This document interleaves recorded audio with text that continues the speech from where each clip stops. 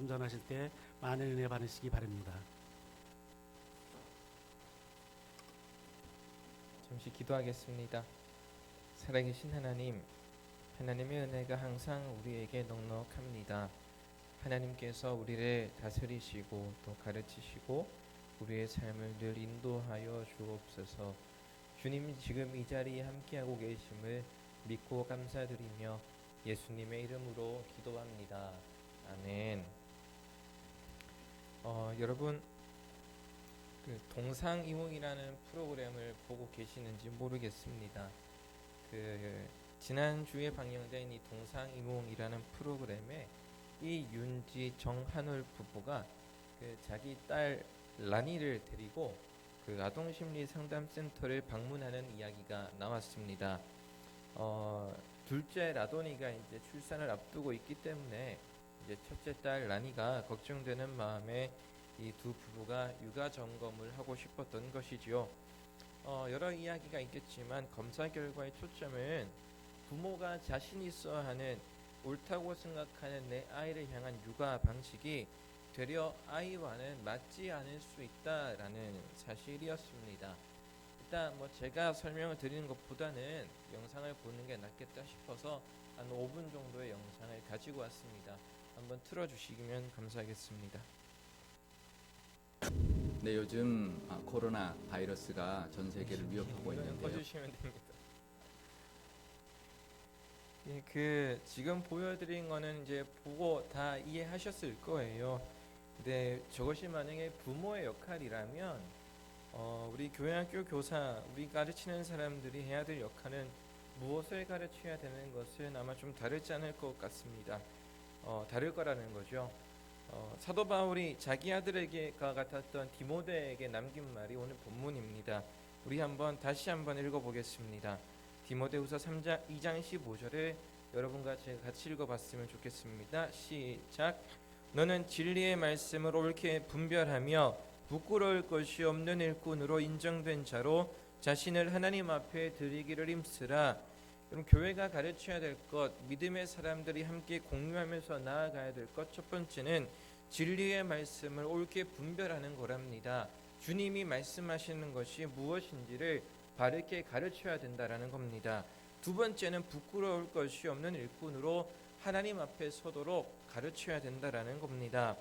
다시 말해서 요약을 하자면 우리가 가르쳐야 될 것은 진리의 말씀, 곧 예수 그리스도를 부끄러워하지 않는 사람이 되도록 우리 자녀들을, 우리에게 맡겨진 학생들을 가르쳐야 된다라는 것을 오늘 사도 바울은 이야기하는 겁니다. 그런데 가르치는 것은 가르치는데 문제가 있습니다. 아이들은 하루는 교회에 있는데 6일은 밖에 있거든요.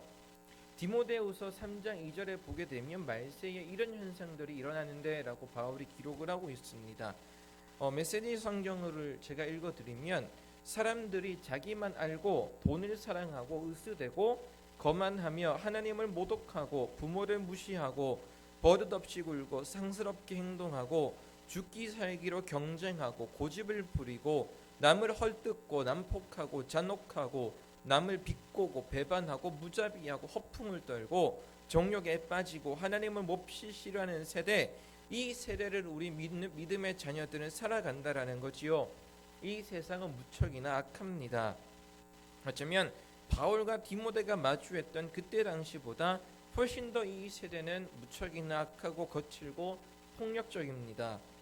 그래서 소중한 일상들이 산산이 조각나고 부서지는 곳이 오늘날 현대 사회입니다. 그러다 보니 우리 교회 학교 아이들이 세상을 대하게 되면 사춘기가 아니라 하더라도 꼭 한 번은 하나님과 믿음에 대해서 고민을 할 수밖에 없습니다. 그거는 믿음이 없어서 의심하는 게 아니라 아이들의 당연한 반응입니다. 여러분, 이렇게 자녀가 우리 학생들이 세상과의 충돌이 일어나게 되면 부모이든 교사이든 또 그 아이를 누구든 대하든 누구든 좀 당황한다라던가 불안하다던가 우리 아이가 어떻게 될 것인가에 대한 고민을 꼭 하게 되어 있습니다. 말씀을 부끄럽게 여기지 않고 쫓아 살게 해야 되는데 우리 아이들 지금 살아가는 환경은 믿으면 예수 믿는다라는 것만으로도 왕따 당하는 세대가 오늘 현 세대거든요. 이 아이들에게 우리가 무엇을 가르쳐야 되겠습니까? 너 부끄러워하지 말라고, 너 하나님의 말씀 믿고 담대하라고 한다고 해서 아이들이 학교 가서 어딜 가서 그렇게 당당할 수 있겠냔 말입니다. 그게 쉽지 않다라는 이야기예요. 그러면 우리는 무엇을 다시 한번 가르쳐야 됩니까? 우리 아이들에게 우리는 자녀가 살아가고 있는 자녀가 살아가야 할 충분한 일상생활을 가르쳐 주어야 됩니다. 비극으로 치닫는 경쟁의 시대, 악한 요소들이 끊임없이 내 자녀의 일상을 망치려 한다면 가슴 아파 한탄에 한가 우왕좌왕할 것이 아니라 우리 사랑하는 자녀들이 그 자녀에게 부여된 고유한 일상을 아름답고 멋지게 살아낼 수 있도록 우리가 가르쳐 주어야 된다라는 겁니다. 우리가 옆에 있어 주어야 된다라는 거예요. 그러면 그게 또 무엇이냐? 여러분 알고 계시겠지만 우리나라 바둑의 전설의 계보가 있습니다. 그렇죠? 우리의 지금 현재 가장 유명한 사람은 아마 이세돌일 겁니다. 알파고와에서 한번 이겼었죠. 그런데 그 이전에는 이창호라는 인물이 있었습니다. 그리고 이창호의 선배 누구나 잘 알고 있는 조훈현 구단입니다. 그런데 이 이창호가 그의 책 부득탐승에 이런 글을 남겼습니다. 드라마 미생에서 주인공 장그래가 읊었던 대사이기도 한데요. 이런 글입니다. 술류의 역류를 일으킬 때 즉각 반응하는 것은 어리석다. 거기에 휘말리면 나를 잃고 상대의 흐름에 이끌려 순식간에 국면의 주도권을 넘겨주게 된다. 상대가 역류를 일으켰을 때 나의 순류를 그대로 유지하는 것은 상대의 처지에서 보면 역류가 된다. 그러니 나의 흐름을 흔들림 없이 견지하는 자세야말로 최고의 방어 수단이자 공격 수단이 되기도 하는 것이다 라고 글을 남겼습니다. 여러분 우리가 가르쳐야 되고 살아내야 될 순류는 하나님께 드려진 사람, 하나님께서 내게 부여하신 본연의 삶을 찾아주고 스스로 걸어가게 하는 겁니다. 우리가 다 챙겨줄 수 없습니다. 자녀들이 스스로 일어나서 믿음의 여정을 걸어낼 수 있도록 우리가 옆에서 보조해 주어야 됩니다. 주님이 앉아있는 자를 일으켜 세우셨을 때에 그가 일어나 스스로 걸어갔던 것처럼 말입니다. 자녀들이 일상에 숨겨진 하나님의 이야기들을 매일같이 발견해낼 수 있도록 옆에서 믿어주고 가르쳐주고 도와주는 것이 우리의 역할이어야 합니다.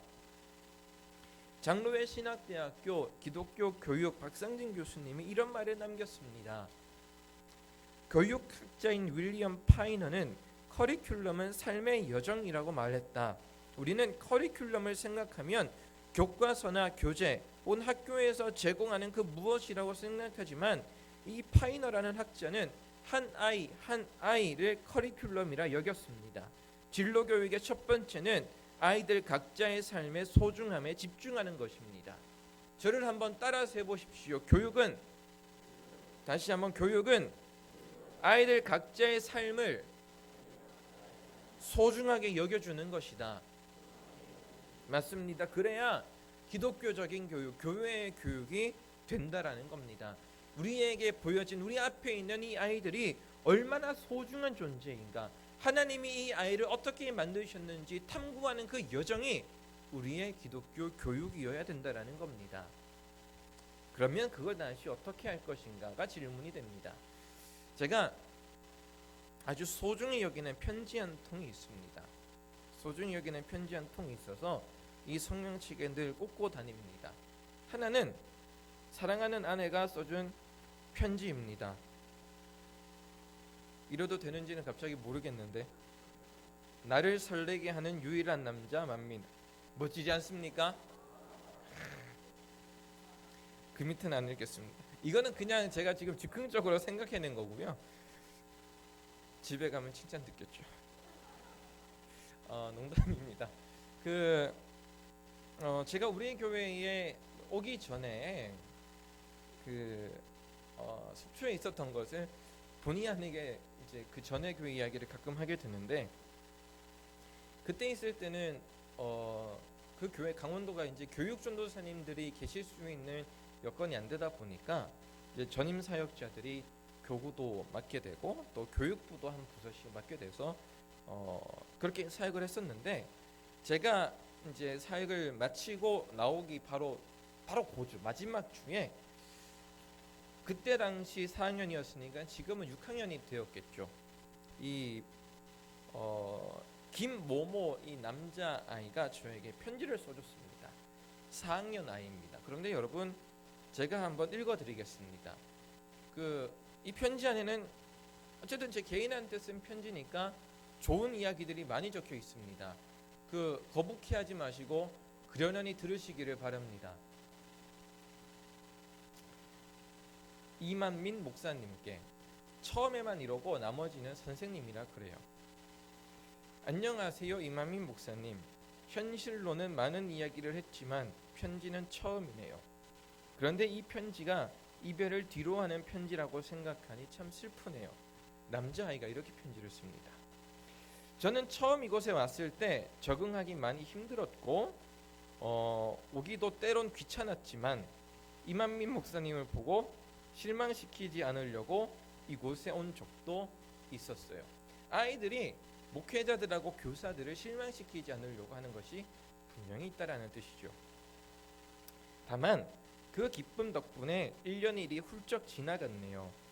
선생님께 저를 말하는 겁니다. 보여드리고 싶은 것도 많았었고 선생님께 알려드리고 싶은 것도 있었습니다. 다른 선생님들이 떠나시는 걸 보고 선생님도 적당히 정이 들 때면 가실까라는 생각도 했지만 이렇게 빨리 가실 줄은 몰랐습니다. 하지만 그러고 보니 우리는 그 적당함이라는 모호한 기준 아래에서 중심을 맞추네요. 물론 저는 그 적당함을 맞추지 못했지만요. 저는 아직도 이 내용을 다 이해하지 못했습니다. 생각이 깊은 친구입니다. 그렇죠? 1년 길고도 짧은 시간을 보내고 작별 인사를 하네요. 하지만 제가 그 1년이라는 시간 안에 목사님을 누구보다 존경하게 된 것은 선생님의 무엇 때문이라고는 말할 수 없네요.